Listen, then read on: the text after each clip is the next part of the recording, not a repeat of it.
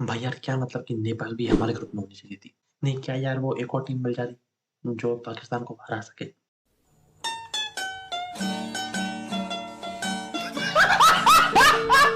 USA तो एक है ही है। यूएसए तो हमारा भी अब मैच होने वाला है, ऐसा सुनने में आ रहा है। हमारा भी होने वाला है। एक और टीम मिल जाती। बट भाई जो खेला करा है नेपाल ने, जो खेला करा है इंग्लैंड का, देखो मैच चालू होने से पहले ऑब्वियसली सबके लिए इंग्लैंड ही फेवरेट्स थी कि इंग्लैंड जीतेगी, कोई बड़ी बात नहीं। फिर जब उन्होंने पहले बैटिंग करते हुए 184 बना दी, फिर तो कोई चांस भी नहीं लग रहा था कि यार ये 184 चेस कर जाएंगी नेपाल। नेपाल 184 चेस कर जाएगी, कोई चांस भी नहीं था। मगर भाई जो करा, जो मामला खींचा हम लोगों ने, तबाही। मतलब भाई इंग्लैंड को खत्म करके आए हैं, खत्म करके। वो तो बस अब जीत गए इंग्लैंड, वरना तो जो उनको तोड़ के आए हैं। जोफ्रा आर्चर को एक ओवर में 22 रन मारे और आर्चर को एक ओवर में 22 रन। भाई आर्चर है वो, एक ओवर में 22 रन ठोके हैं, 3 छक्के लगाए, 3 छक्के। गजब करा है भाई, गजब गजब तहलका मचाया है ना। उसके बाद आदिल रशीद को 3 ओवर में 42 रन मारे। 3 ओवर में 42 रन आदिल रशीद को, पूरे 3 ओवर के स्पेल में उसकी सिर्फ 3 डॉट बॉल रही है, सिर्फ 3, सिर्फ 3 डॉट बॉल्स। भाई तहलका मचा दिया। लास्ट की 21 बॉलों में 54 रन चाहिए थे, 21 में 54। वहां से वो 7 बॉलों में 10 पे खींच लाए, 7 में 10 पे खींच लाए। बस वहां से देखो भाई, देखो लैक ऑफ एक्सपीरियंस तो है ही है, टाइम लगेगा। मगर कुछ सालों में ये भी भाई जो कर रहे हैं, ऐसा ही पिछले वर्ल्ड कप में हुआ था।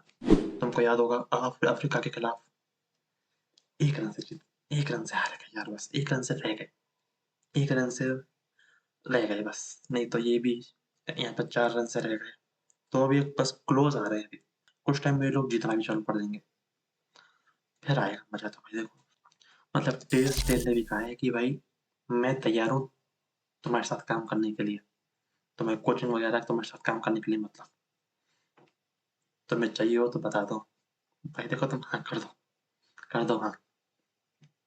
क्योंकि जो खींचा है इन लोगों ने मीटर भाई, बहुत बुरा तोड़ा है, बहुत बुरा। लियो ओवर को 3 ओवर में 31 रन मारे। जोफ्रा आर्चर को 4 में 42, 10.5 की इकोनॉमी है ना। लियाम डॉसन बॉलिंग कर गया अच्छी, 4 में 21, 2 विकेट। विल जैक्स ने 2 ओवर ठीक ठाक निकाल दिए है ना। फिर आदिल राशिद को भाई बताओ, 3 ओवर के स्पेल में मात्र 3 डॉट बॉल है ना। आदिल राशिद की सोचो, 3 ओवर के स्पेल में मात्र 3 डॉट बॉल, और सामने कौन है, नेपाल, 42 रन ठोके हैं।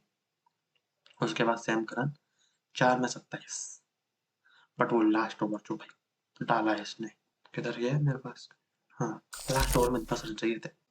0, 1, 1, 2, 0, 1 बनने नहीं दिए। मगर कहा भी है, मतलब मैच के बाद कहा भी कि मैंने कहा था हैरी ब्रूक से कि देख भाई मैं 6 की 6 यॉर्कर डालने जाऊंगा, उनमें अगर कोई है, उनमें अगर कोई एक आधी यॉर्कर नहीं डली और लग गया शॉट शॉट, फिर तो भाई देखो है ही है जो, फिर तो जो होगा सो होगा।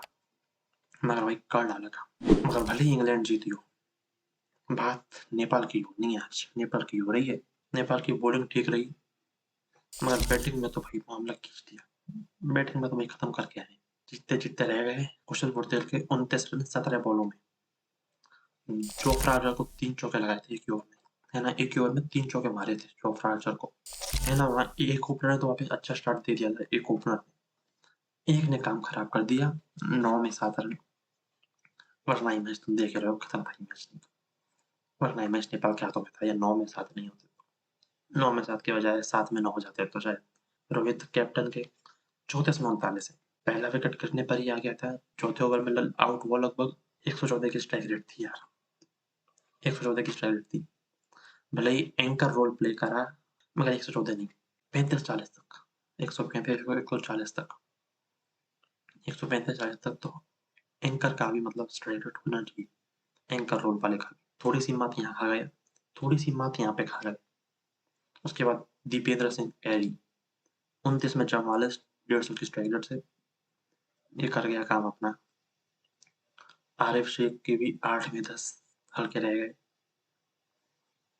उसके बाद लोकेश बाघ भाई 20 में 39, 2 छक्के 4 चौके। भाई चेस कर ही दिया था लगभग, चेस कर ही चुके थे ये लोग। 21 में 54, 12 में 24 ये चेस कर चुके थे। बस लास्ट ओवर में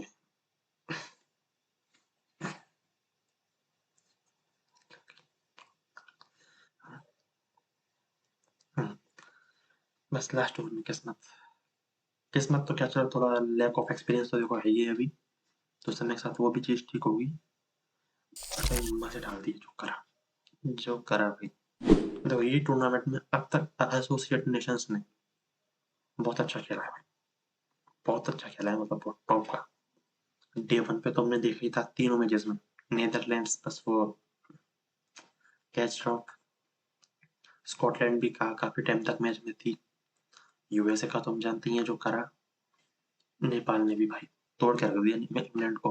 और कहा भी मैच खत्म होने के बाद, कहा भी कि हम यहाँ से हिस्सा लेने नहीं आए, कि हम यहाँ पे सिर्फ हिस्सा लेने नहीं आए वर्ल्ड कप में, हम जीतने आए हैं, और भाई जीत के तो ये जाएंगे।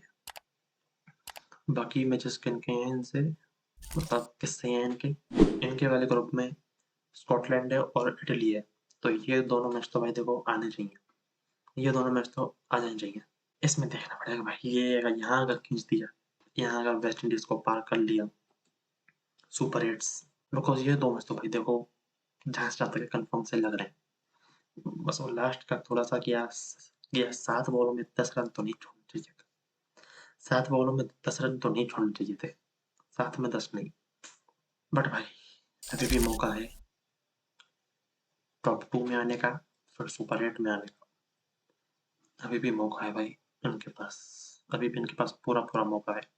और जिस तरीके से ये लोग इंग्लैंड को हरा के गए हैं, नहीं मतलब हराया तो नहीं है, मगर जिस तरीके से खेल के गए, बाकी टीम्स ने भी इस चीज़ की बात रहेगी कि भाई इनसे बच के रहना, ये इनका कोई भरोसा नहीं है, लपेट देंगे।